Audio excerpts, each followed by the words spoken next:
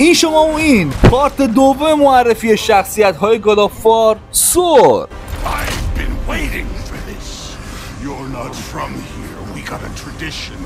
سلام.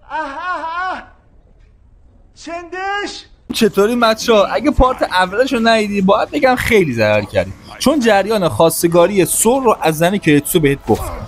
و اما بی معطلی بریم برای پارت دوم که بهت بگم طبق افسانه‌های شاهنامه شخصیت سور رو از پهلوان اسفندیار ایرانی کاملا کپی کردن. فقط وایسا یه لایک کن ویدیو رو که به افراد بیشتری نشون بده شو و ازم حمایت کرده باشی. ممنونم عشق داشت. خب رسیدیم اونجا که گفتیم شخصیت سور رو از اسفندیار شاهنامه کپی کردن. صحنه مرگش هم ببین کپی برابر اصل داستان رستم و اسفندیار.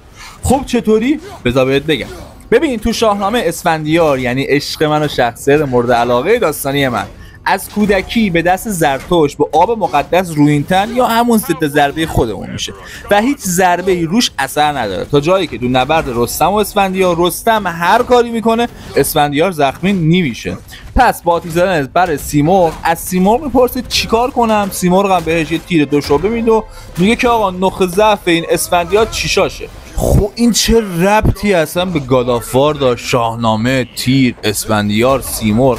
سوال زیبایی پرسیدید، جواب بسیار زیبایی هم داره. ببین داستان سور خیلی شباهت به اسفندیار داره، چون سور به علت اینکه مادرش جاینت و پدرش آلفادر یعنی اودین بود میتونست تمام زخماشو درمان کنه و عملا بعد از هر فایت هیچ زخمی براش نمیمون، شبیه بالور که اونم دقیقا مثل برادرش سور.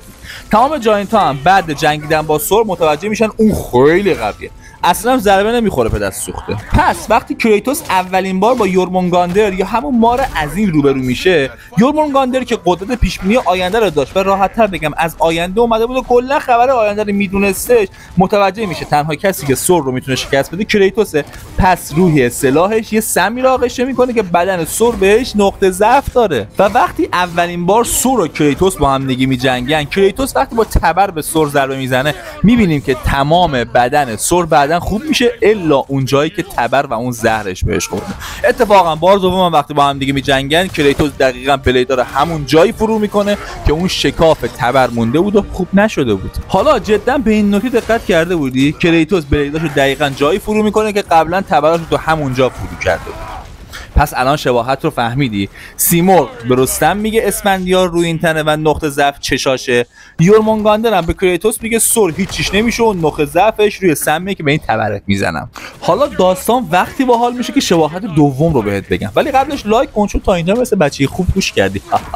شباهت دومشون برمیگرده به باباهاشون. بابای اسفندیار یعنی گشتاسپ یه پادشاه تو سرزمین ایران بود که با اینکه یه قهرمان بزرگ و پهلوانی نامدار و پسر لهراسپشاه حساب میشد، اما خیلی طمع قدرت داشت و همه کار میکرد تا تاج و تختش حفظ کنه. با اینکه تمام دربار ایران بهش گفت بابا تو پیر شدی، پسر اسفندیار یه جوون دلیر و ولیعهد شجاعه که دهن یه اژدهای 307 خانه اسفندیار ترکونده، اما گشتاسپ باز به خیال تاج و تختش نمیشد و هر جا مشکلی بود اسفندیار پهلوان نامدار ایرانی رو با بهونه‌های قشنگی میفرستاد برای پاکسازی. دقیقاً مثل سور. داستان سور هم دقیقاً همینه. پدرش اودین پادشاه و خدای تمام نورس که تشنه خدای دانایی وحشتناکه، حتی تمام جاینت ها رو به خاطر اینکه احساس میکرد ممکنه حکومتش رو نابود کنه از دم تیغ گذرون. هر وقتم نیاز بود یه جا خرابکاری یا جمع بشه اودین سور رو میفرست. نه جدا خدایی کی جز من در تمام این کره خاکی اینطوری بهت داستان گاد آف وار رو گفته و تو هنوز لایک هم نمی‌کنی، کامنت هم نمیذاری تا روحیه بگیرم. خیلی عجیبه. شباهت سومم مرگ و عملکرد این دوتاست. تمام ایران بعد کشته شدن پهلوان اسفندیار 40 روز عزای عمومی میگیرن و در سوگ این پهلوان سیاه میپوشن، به سر و صورت هم میزنن و تازه متوجه میشن ای وای کسی که از تمام قلمروی ایران دفاع میکرد دیگر نیست و گشتاسپ راه رو مقصر مرگ پسرش میدونستن و میگفتن تو به خاطر حفظ تاج و تخت اسفندیار رو فرستادی دهن رستم لامصب. البته بگم رستم دقیقاً مثل داستان رستم و سهراب اسفندیار رو به نامردی کشتش. بگذاریم. سور هم دقیقاً همینه، مسئول محافظت از تمام نورس بود و اگر اتفاق بدی میافتاد هایمدال سریع بهش اطلاع میداد و سور با نابودی اون مشکل از نورس محافظت میکرد.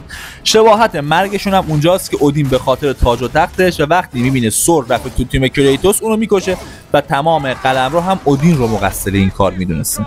یعنی هم سور هم اسفندیار پدراشون عامل مرگشون بود. اوه داداش عجب اطلاعاتی تو این ویدیو گفتم. یعنی عمرن یه روزی فردوسی فکر میکرد میان از کتاب کهن ما ایرانی‌ها شاهنامه یه بازی میسازن که جهانی بشه و یه نفر از ایران بیاد این داستان‌ها رو بگه و دست گادافوار رو واکنش صادقانه فردوسی وقتی میبینه این ویدیو رو ساختم. داداش راضیم ازت. این قسمت کلا شو درباره کپی سور از اسفندیار پهلوان شاهنامه. لطفا نیایید تو کامنت ها بگید این شباهت اتفاقیه که من به شخص باور نمیکنم. هیچ بهت میگم، ولی به عنوان یه ایرانی کفم برید و افتخار میکنم که فردوسی جون به کتاب نوشته که بهترین بازی دنیا ازش اسکی رفته.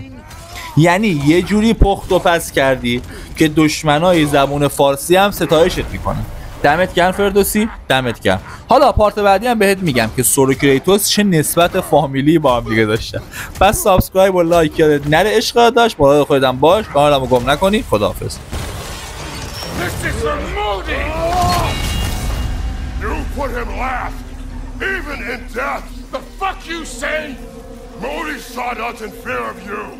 He died of the wounds you gave him. Oh, we got a model father here.